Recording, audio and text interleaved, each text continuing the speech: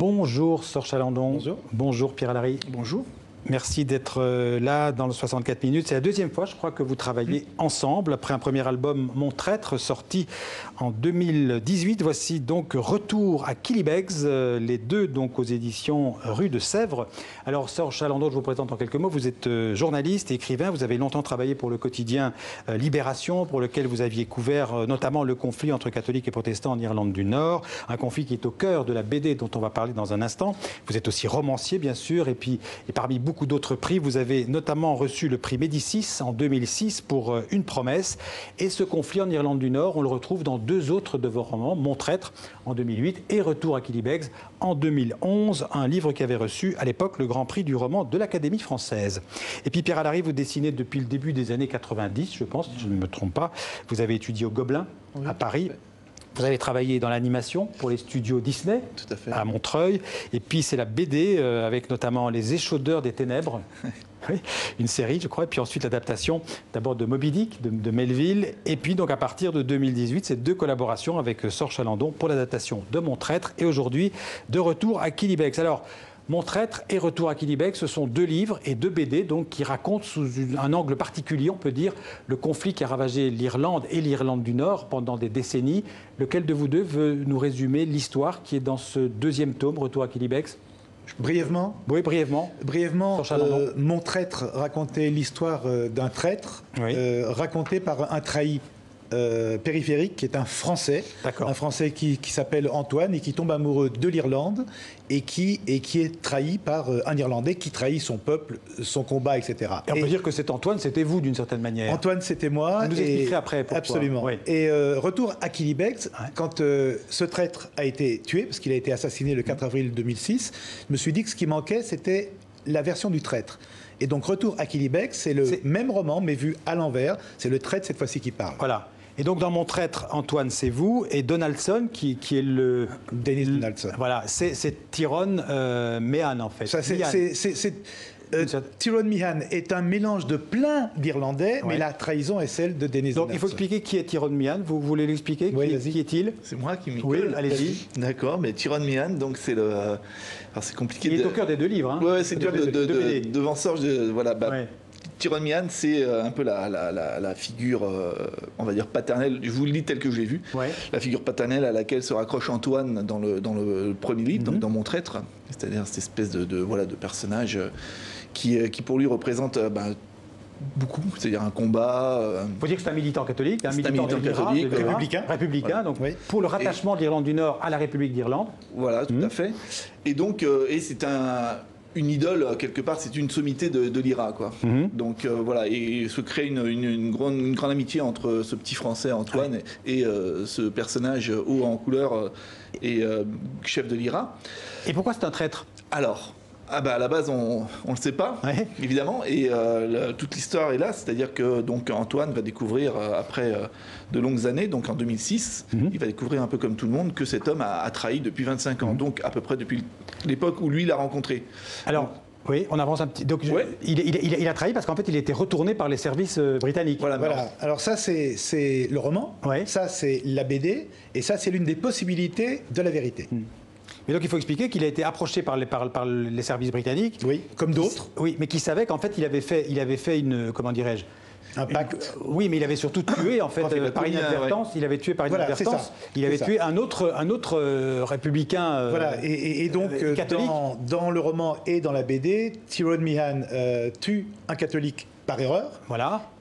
Endosse endosse tout ce qui ressort de là, c'est-à-dire qu'il continue de faire penser, lui, et de faire croire que c'est les Britanniques qui l'ont fait, et lui, c'est garde ce secret. Et lui, c'est le héros survivant. Voilà. Sauf que les Britanniques savent que c'est lui qui a tiré, ils attendent qu'il monte dans l'organisation, et lorsqu'il est très haut dans l'organisation, ils lui disent, soit ta petite histoire, tu la gardes pour toi, et pour nous, c'est un secret, soit on dit tout, ou bien alors tu collabores avec nous. Voilà. C'est un chantage, et c'est un piège. Comment vous avez travaillé tous les deux? Vous avez vraiment travaillé ensemble pour faire la BD, par exemple? Alors non, Sorge m'a laissé les mains libres, c'est-à-dire qu'il m'a comme tout de suite dit, écoute, le roman, c'est mon histoire, la BD, ça sera la tienne. D'accord. Travaille tout seul, fais ton adaptation, vois les choses, et dessine les choses comme tu les vois. Et par contre, si tu as un problème, si tu as une question, tu m'appelles. Vous avez été fidèle au roman? J'ai essayé d'être fidèle puisque j'ai voulu le faire parce que j'avais adoré le roman. Donc je voulais surtout pas trahir le roman ni les mots de Sorge. Donc essayer au maximum de garder le travail de Sorge. Il a été fidèle au roman, votre roman? Alors, non seulement il a été fidèle, mais un Irlandais du Nord, un républicain, peut regarder ce roman-là, cette BD-là, il n'y a pas une faute. C'est-à-dire, il n'y a pas une erreur dans le matériel, il n'y a pas une erreur dans les costumes, il n'y a pas une erreur dans les attitudes, il n'y a pas une erreur dans les faits, et tout est absolument exportable au sens le plus beau du terme. Alors, j'ai l'impression que votre dessin dans ces deux albums-ci, il est plus esquissé que dans les albums que vous aviez dessinés avant, c'est vrai? Tout à fait. Pourquoi? Parce que je voulais pas dessiner dans cet album, je voulais vraiment raconter une histoire.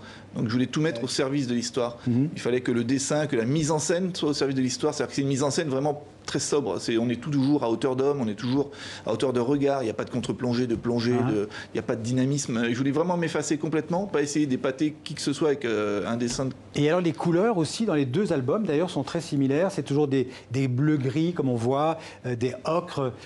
Pourquoi vous avez choisi ces couleurs? Pareil, je voulais que la couleur amène à l'histoire. C'est-à-dire qu'on soit dans l'émotion, même au niveau de la couleur. Qu'on soit vraiment dans l'émotion des personnages, dans l'émotion des situations. Et je voulais pas que la couleur perturbe. Qu'on ait des rouges, des bleus, des choses qui nous empêchent de suivre l'histoire. Alors, on l'a dit, donc les deux albums, les deux livres et les deux albums sont vraiment tournent autour de cette trahison. Oui. Mais vous ne prenez ni l'un ni l'autre, mais j'ai envie de dire Sorge Arnaud, vous ne prenez pas parti ni vous êtes plutôt un observateur, c'est votre côté journaliste. Oui, mais oui et non, c'est-à-dire que surtout ce que je veux dire, je ne le juge pas, mais en même temps je dis que le traître peut être en chacun de nous, et donc non seulement je ne le juge pas, mais parce que je n'en ai pas le droit, mais je dis aux gens qu'il faut faire attention. Un traître, ça peut être un type formidable qui baisse les bras. C'est le cas d'ailleurs. C'est le cas. Donc avant de hurler avec les loups, demandons-nous ce qui pourrait nous arriver dans la même situation. Donc je ne juge pas, mais je demande aux gens, je ne pardonne pas. Mais j'essaye de comprendre quel est le cheminement du traître. Et vous, comment vous avez travaillé? Je reviens à ça. Vous avez travaillé avec le bouquin à côté? Une fois que vous l'aviez lu, vous l'avez laissé de côté, vous avez fait comment? Alors j'ai lu et relu le bouquin avec plein d'annotations. Après, évidemment, j'ai amassé énormément de documentation sur Internet, de photos, de choses comme ça. Et c'est à partir de là, justement, que moi, j'avais réécrit donc. Et vous appeliez régulièrement? Et j'appelais Sorge justement par rapport à cette documentation, parce que souvent on n'a pas d'explication. Donc quand j'avais un problème sur une manifestation, sur le sens d'un drapeau, j'appelais Sorge. C'est ça, mais chaque bulle vient du livre. D'accord. Les textes, tous les textes, absolument. Et tout ce qui est coupé, et remonté, mais les mots viennent, c'est les mots de Sorge. Et tout ce qui est dans le livre est vrai. Tous les faits, tout l'arrière-plan historique est parfaitement vrai. Absolument. C'est important de le dire. Tout l'arrière-plan historique est vrai. La seule chose, c'est que le motif de la trahison reste pour tout le monde un mystère, mais que cette possibilité-là est celle qui est la plus souvent évoquée. Alors, il a vécu réellement, Tyrone Meehan? Bien sûr que non. Bien sûr que non. Finalement, on croit qu'il a vécu. C'est ça qui est extraordinaire. Moi, ce qui m'a fait très plaisir, c'est qu'un historien irlandais a cherché. Non, il a cherché. Ça ne m'étonne pas. Parce que chaque douille tirée dans les assauts, dans les bagarres, etc., chaque douille a été tirée vraiment. C'est-à-dire que tout a existé, mais ce personnage tel Zelig, lui, n'existe pas. Alors, vous parlez par exemple de Bobby Sands, qui lui a évidemment existé. Bobby Sands était un militant de l'IRA, qui est mort en prison en 81, je pense, après 66 jours. Voilà, 66 jours de grève de la faim. Vous racontez aussi, sans de nouveau prendre parti, vous racontez aussi la répression de l'armée britannique. Bien sûr. Tout ça est absolument exact. Et moi, dans mes romans, j'ai besoin de dresser un décor absolument exact pour faire rentrer un personnage de fiction. Alors pour tous les deux, ce qui s'est passé en Irlande et puis en Irlande du Nord, c'est plus un conflit politique qu'une guerre de religion? Bien sûr. C'est-à-dire qu'il se trouve en un mot, les protestants d'Irlande du Nord sont les descendants de colons écossais, presbytériens, etc. Et les catholiques sont les Irlandais de souche. C'est tout. C'est-à-dire que lorsqu'on dit catholique, ce qu'on veut dire c'est irlandais. Quand on dit protestant, ça veut dire descendant des colons presbytériens, écossais, anglais. Et ce que les Irlandais disent, les républicains irlandais disent, c'est admettez seulement le fait que vous êtes comme nous des Irlandais. Vous êtes la partie protestante de notre peuple. Acceptez-le. Les républicains irlandais, il faut bien préciser, parce que ce n'est pas toujours très clair pour les républicains irlandais, ce sont donc les catholiques. Les catholiques qui sont... Le rattachement de l'Irlande du Nord, qui est pour l'instant... C'est-à-dire la réunification, ce qui était le cas avant 1921. Voilà, et en 21, ils se sont révoltés contre l'occupant britannique. Bien sûr. La partie sud a obtenu son indépendance et la partie nord est restée rattachée au Royaume-Uni. C'était soit ça, soit la guerre à outrance, et ils n'ont pas choisi la guerre à outrance. Voilà. Alors, c'est cette paix entre catholiques, il y a eu une paix finalement entre les catholiques et les protestants. Et les Britanniques, donc. Et les Britanniques, pardon. Parce qu'ils sont quand même là. Oui, les Britanniques étaient partie prenante. Ça s'est passé en 98, c'était les fameux accords du Vendredi Saint. Vous diriez que la paix, signée en 98, 21 ans plus tard, elle est toujours fragile? Oui, c'est un processus de paix. On est toujours dans le processus de paix, et on parle tous du Brexit en ce moment. Justement, j'allais vous poser la question. Voilà, donc le processus de paix, il existe, il est fort, il est vivant.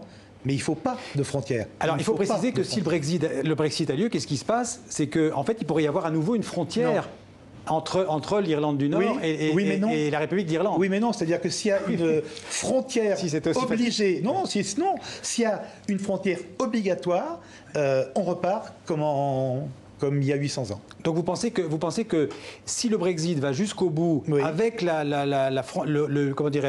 remise en place d'une frontière entre l'Irlande du Nord, une frontière dure, avec des passeports, bureau de douane et tout ça, vous les républicains irlandais ne l'accepteront pas. Vous pensez que ça pourrait relancer la guerre? Je ne sais pas, mais la guerre peut-être pas, parce que la guerre est loin, chaque jour fait que les fusils rouillent, mais en tout cas les républicains irlandais du Nord comme du Sud ne l'accepteront pas, ne l'admettront pas et le feront savoir par tous les moyens en leur possession. Il faut rappeler d'ailleurs que l'Irlande du Nord avait voté à près de 56% pour rester dans l'Union européenne. Y compris les protestants d'Irlande du Nord. Et ça, c'est très important. Merci à tous les deux. Ça a été vite, mais on a pu évoquer la toile de fond de ces deux livres, en fait, de ces deux livres et de ces deux BD. Donc la dernière, je l'ai en main, Retour à Killybegs, rue de Sèvres, donc aux éditions rue de Sèvres. Merci à tous les deux d'être venus en parler. Merci à vous. Et puis on vous invitera pour votre prochain album. Avec plaisir. Et demain, c'est la Saint-Patrick. Et voilà, la fête des Irlandais.